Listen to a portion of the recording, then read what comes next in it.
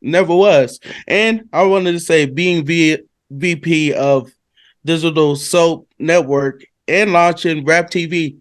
What's up with that, man? Like, hey, I want to hear, man. Like, shit, I didn't And even know that. hey, so I'm super excited about that. So if people don't know, I'm vice president of Digital Soapbox Network, which This is houses Gangster huge. Chronicles, which is the mothership of Gangster Yeah. Chronicles, which is one of the biggest podcasts through Black Effect, iHeart. Right. Shout out to the homie Steel. Big Steel, he's seen something in me with in Mm, terms of just my business acumen and how I carry myself and execute on top of being a creator, being a business guy, and being able right. to, I built businesses outside of entertainment as well.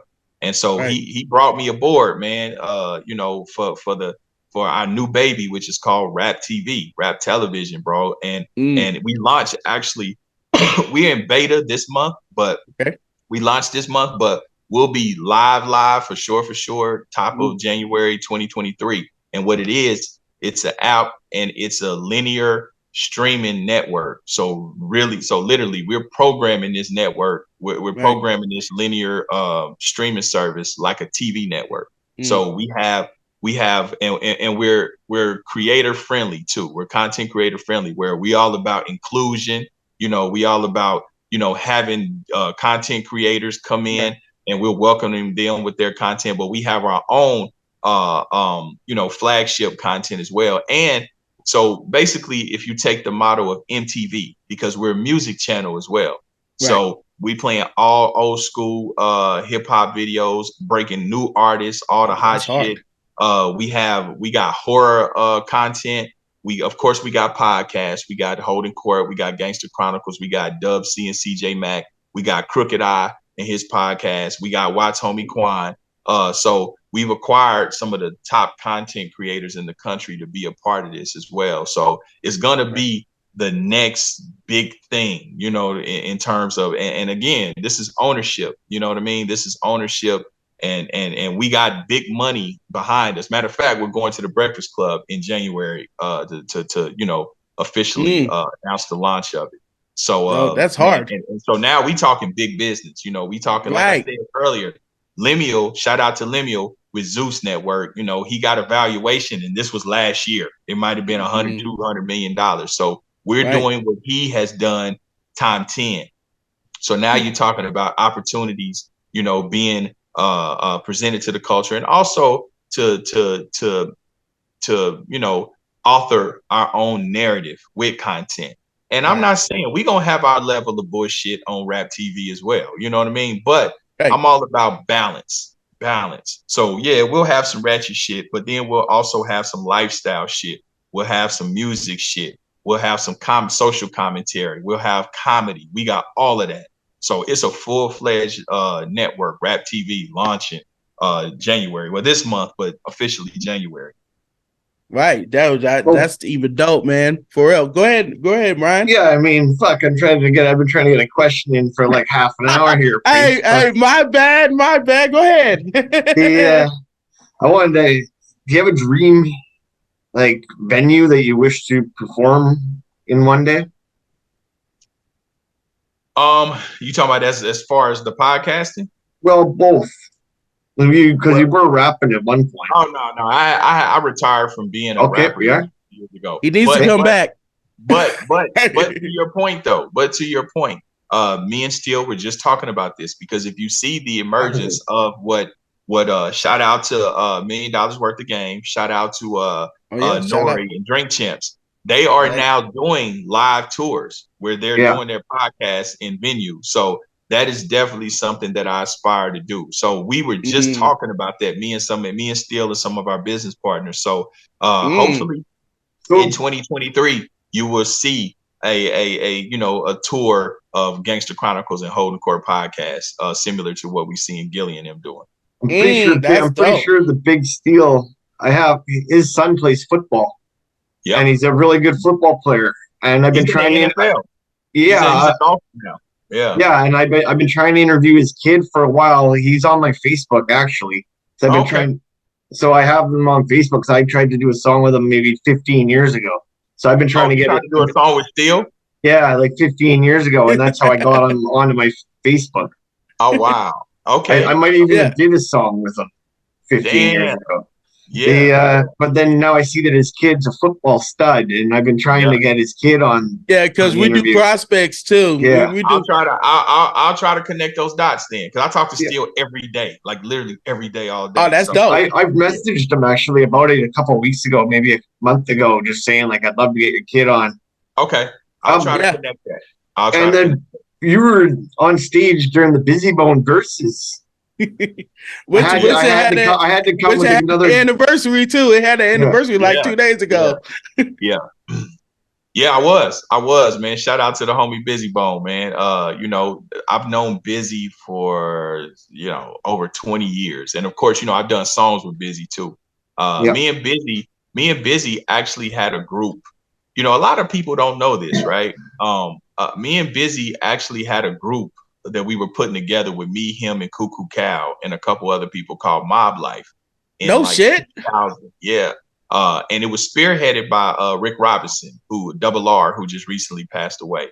Damn. But yeah, and then there was talk way back in 2000 where it was Double R was trying to make it happen. When Flesh was locked up, Rick Ross was really pushing for me to be a stand-in and be a fifth member of Bone way back then. That's how the honorary Bone member came in. That's how the honorary Bone member thing came in. Yes. Wow, because it's crazy. But we were huge Bone Thugs. I'm a huge Bone Thugs and 666 Mafia. And then once I seen you, because the crazy thing is when I saw that Versus, I was like, that's Court.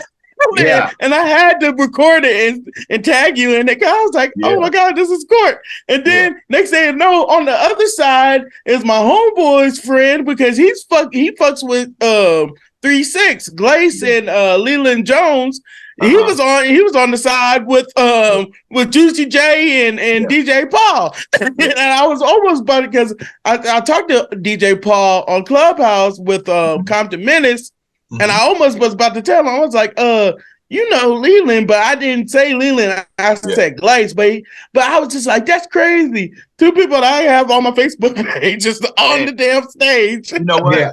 That was a great night, bro. And the funny thing about it was, if you can believe, I was Busy's only guest. I showed up with Busy. So I showed up with the man of the night to kick this shit off, right?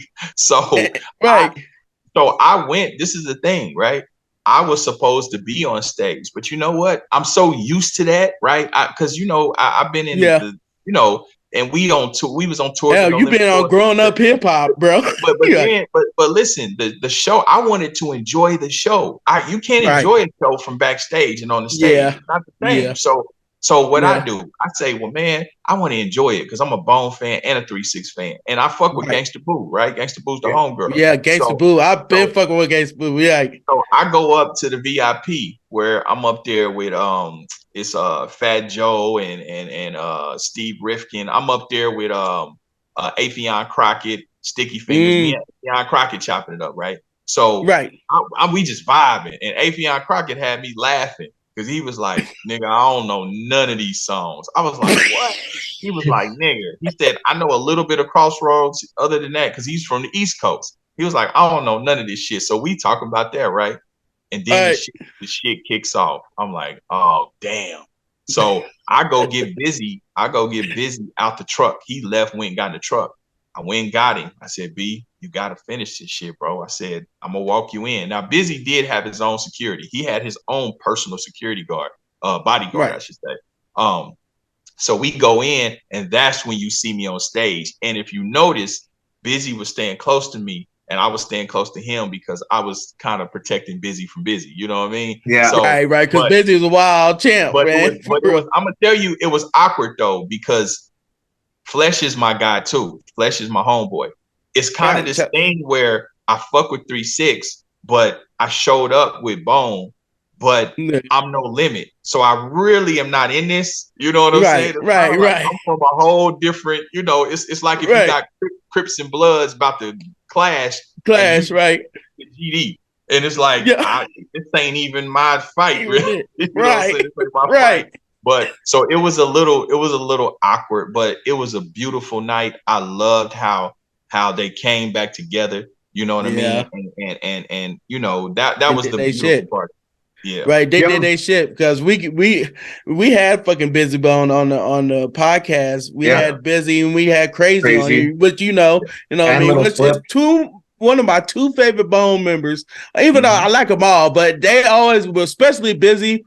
Because I used to always love Busy when he used to chop it up and all that, like on fucking No Surrender and all that shit.